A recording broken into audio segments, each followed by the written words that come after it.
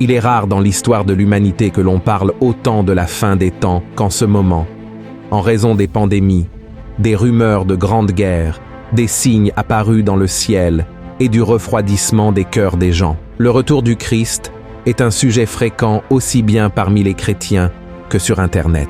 Ce qui se passe, c'est que beaucoup profitent de cette agitation mondiale pour lancer de fausses prophéties ou dénaturer des passages bibliques concernant la fin des temps, uniquement pour gagner plus d'abonnés sur leurs réseaux sociaux ou tout simplement pour répandre la peur parmi les gens.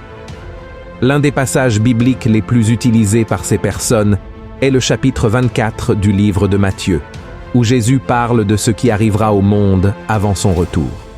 C'est pourquoi, dans cette vidéo, nous allons analyser tout ce que le Seigneur a vraiment dit à ses apôtres concernant les jours à venir. Mais avant de commencer, je voudrais vous demander de cliquer sur « J'aime », de vous abonner à ma chaîne et d'activer la cloche pour être averti par YouTube chaque fois que je publie une nouvelle vidéo. D'accord? Allons-y. Le chapitre 24 de Matthieu regroupe le dernier grand sermon de Jésus avant sa mort et il se concentre sur la fin des temps. Son retour est le grand jugement. Mais avant de comprendre ce que Jésus a dit là, il est nécessaire de comprendre tout le contexte de ce moment-là. Pour cela, revenons au chapitre 23, où nous voyons le Christ parler à une grande foule dans le temple de Jérusalem.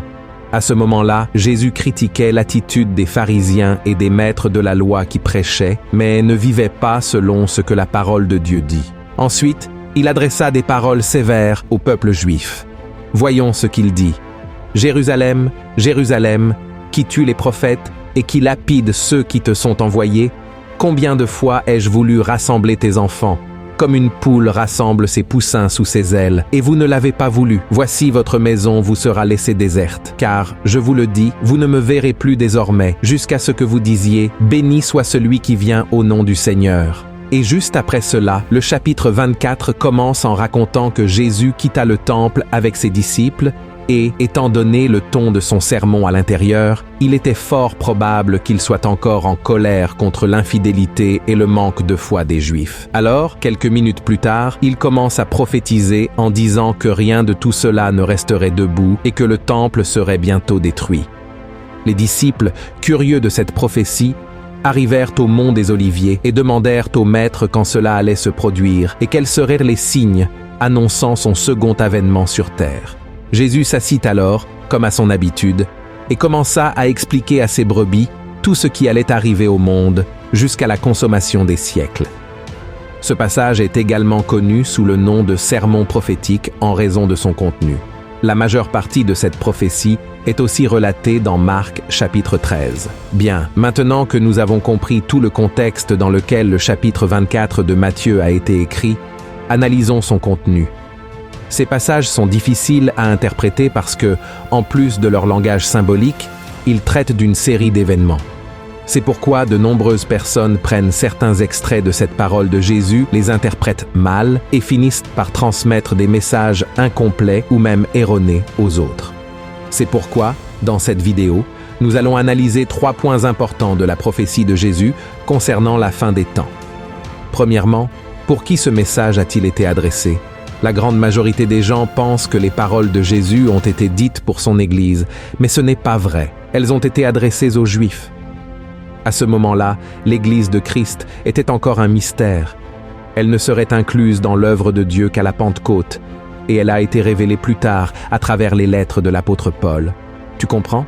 Il est donc important de préciser que les événements prophétisés par Jésus concernent uniquement la situation des Juifs durant la grande tribulation avant son retour. De plus, le chapitre 24 de Matthieu parle des faux prophètes et des faux Christ qui apparaîtront pour tromper le peuple. Ces personnes, élevées par Satan, représentent un danger pour Israël, qui ne croit pas que Jésus est le Messie, et qu'il est déjà venu dans le monde. Et nous, qui sommes l'Église de Christ, devons nous inquiéter davantage des faux maîtres, des faux apôtres et des faux prédicateurs. Nous devons aussi savoir discerner les esprits, afin qu'aucun d'eux ne nous éloigne des voies du Seigneur. Amen. C'est une autre preuve que les Juifs sont la cible de la prophétie de Christ concernant la fin des temps. Lorsque Jésus parle de l'abomination désolatrice, il parle ici de la terre juive, du temple et des sacrifices que Daniel avait prophétisés depuis longtemps. Et remarque aussi qu'au verset 16 de Matthieu, chapitre 24, Jésus dit que ceux qui seront en Judée doivent fuir dans les montagnes. Et cela concerne clairement Israël, car dans tout le Nouveau Testament, il n'y a pas un seul passage où Jésus ou l'un de ses apôtres demande à l'Église de fuir dans les montagnes. Enfin, de la même manière, nous voyons que le texte parle encore du sabbat qui est lié aux coutumes et aux lois des Juifs, et il contient aussi la parabole du figuier, qui est une représentation symbolique de la nation d'Israël. Tu as compris? Le deuxième point que nous devons analyser est quand cette prophétie de Jésus commencera-t-elle à se réaliser? Jésus a déclaré que personne, ni les anges du ciel, ni lui-même à ce moment-là, ne savait le jour et l'heure où cette prophétie se réaliserait. Seul Dieu le savait, mais il a clairement indiqué que cela se produirait lorsque le monde s'y attendrait le moins. Voyons ce qu'il a dit à ses disciples. Ce qui arriva du temps de Noé arrivera de même à l'avènement du Fils de l'homme, car dans les jours qui précédèrent le déluge, les hommes mangeaient et buvaient, se mariaient et marièrent leurs enfants, jusqu'au jour où Noé entra dans l'arche.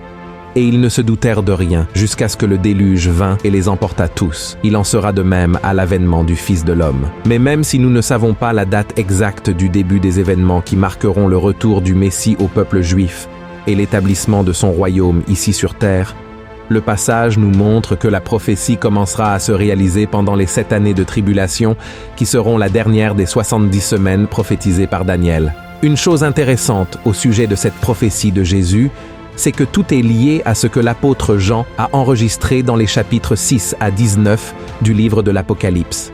Beaucoup croient que l'Église de Christ ne traversera aucun de ces événements, car elle aura déjà été enlevée et protégée de l'heure de la tentation. Dès le début de Matthieu 24, Jésus parle de la première moitié de la 70e semaine de Daniel au verset 8.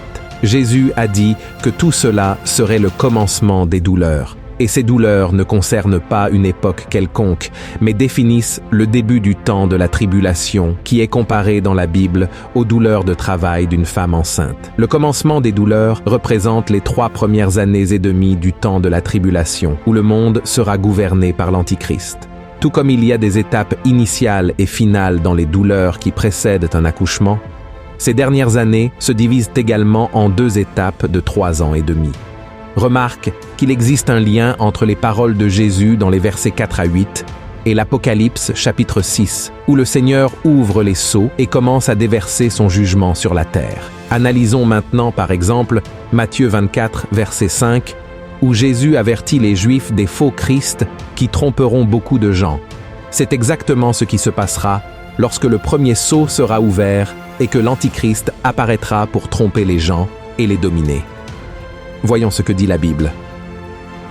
Je regardais quand l'agneau ouvrit un des 7 sceaux, et j'entendis l'un des 4 êtres vivants qui disait comme d'une voix de tonnerre, « Viens !» Je regardais, et voici, parut un cheval blanc. Celui qui le montait avait un arc.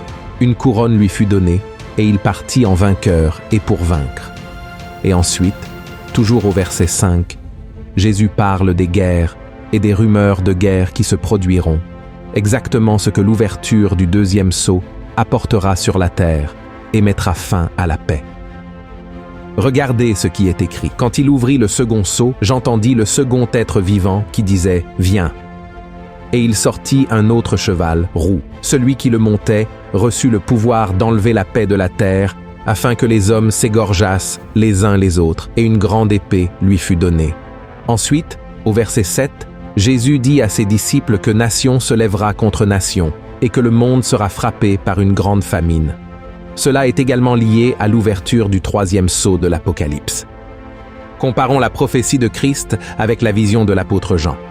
Quand il ouvrit le 3e sceau, j'entendis le 3e être vivant qui disait « Viens !» Je regardais, et voici, parut un cheval noir. Celui qui le montait tenait une balance dans sa main. Et j'entendis au milieu des 4 êtres vivants une voix qui disait « Une mesure de blé pour un denier, et 3 mesures d'orge pour un denier, mais ne fais point de mal à l'huile et au vin. » Et enfin, toujours au verset 7, Jésus parle de divers événements qui ôteront la vie à des milliers de personnes. Cela est lié à l'esprit de mort que le 4e sceau, et le 4e cavalier de l'Apocalypse apporteront. Voyons ce que l'apôtre Jean a écrit dans le livre de l'Apocalypse à propos de cette vision. Quand il ouvrit le 4e sceau, j'entendis la voix du 4e être vivant qui disait « Viens ». Je regardai, et voici parut un cheval d'une couleur pâle. Celui qui le montait se nommait la mort, et le séjour des morts l'accompagnait. Le pouvoir leur fut donné sur le quart de la terre pour faire périr les hommes par l'épée, par la famine, par la mortalité et par les bêtes sauvages de la terre. Et ce n'est pas tout, mes frères. Dans les versets 9 à 28 de Matthieu, chapitre 24, Jésus commence à prophétiser sur ce qu'il adviendra lors de la seconde moitié de la 70e semaine de Daniel. À cette époque, beaucoup mourront comme martyrs, ce qui est lié au 5e sceau de l'Apocalypse. Des choses terrifiantes et de grands signes dans le ciel se produiront avec l'ouverture du 6e sceau, annonçant l'arrivée du grand jour de la colère du Seigneur. Beaucoup se trahiront les uns les autres en Israël, et l'illusion et l'impiété augmenteront considérablement. L'amour se refroidira, signifiant que beaucoup abandonneront leur foi. Mais Jésus a aussi garanti que celui qui persévérera en lui jusqu'à la fin verra son retour et participera à son règne de 1000 ans. Un autre point important révélé par Jésus à ses disciples concerne la prédication de l'évangile du royaume dans le monde entier. Cet évangile du royaume ne doit pas être confondu avec l'évangile de la grâce qui est prêché aujourd'hui. L'évangile du royaume est le message qui sera proclamé pendant la tribulation par le reste du peuple d'Israël et les 144 000 scellés, attirant l'attention sur le retour de Jésus, qui viendra alors établir son royaume, comme nous pouvons le voir dans l'Apocalypse, chapitre 7. Maintenant, j'aimerais revenir avec vous au verset où Jésus parle de l'abomination de la désolation ou du sacrilège terrible que j'ai expliqué au début de cette vidéo, car beaucoup de gens croient que cette prophétie s'est déjà accomplie en l'an 70 après Jésus-Christ, lorsque l'Empire romain a détruit le temple. Ces érudits de la Bible affirment que ce passage fait référence aux paroles de Jésus, qui a dit qu'il ne resterait pas pierre sur pierre du temple de Jérusalem. Cependant, la prophétie ne s'est pas accomplie là, avec l'action des Romains.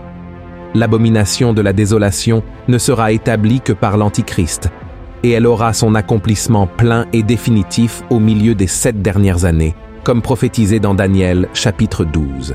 Cette prophétie de Daniel fait clairement référence à la grande tribulation, se rapportant à un temps de grande angoisse, comme il n'y en a jamais eu auparavant pour le peuple juif. Et le 3e point que nous devons analyser est quel message cette prophétie de Jésus nous apporte aujourd'hui. Mes frères et sœurs, tout ce qui est enregistré dans Matthieu chapitre 24 est un avertissement pour nous tous, car la fin des temps est proche, tout comme le temps de l'enlèvement.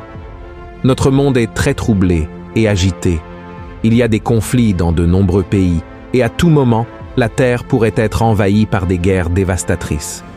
De plus, une grande partie de l'humanité souffre de la faim, et des phénomènes et catastrophes naturelles sont de plus en plus fréquents, sans oublier les grandes pandémies qui ont tué des millions de personnes. De nombreux chrétiens sont aussi persécutés pour leur foi en Jésus, et beaucoup sont trompés par des personnes envoyées par le diable. Bref, la terre souffre de ces douleurs comme une femme souffre lorsqu'elle est sur le point d'accoucher. C'est pourquoi, mon cher frère et ma chère sœur, sois prêt. Ne laisse pas l'ennemi te distraire avec les plaisirs de ce monde ou affaiblir ta foi. Au lieu de cela, continue à suivre Jésus, car il est le seul qui peut te sauver et garantir ta demeure avec lui pour toute l'éternité. Amen. Que Dieu te bénisse.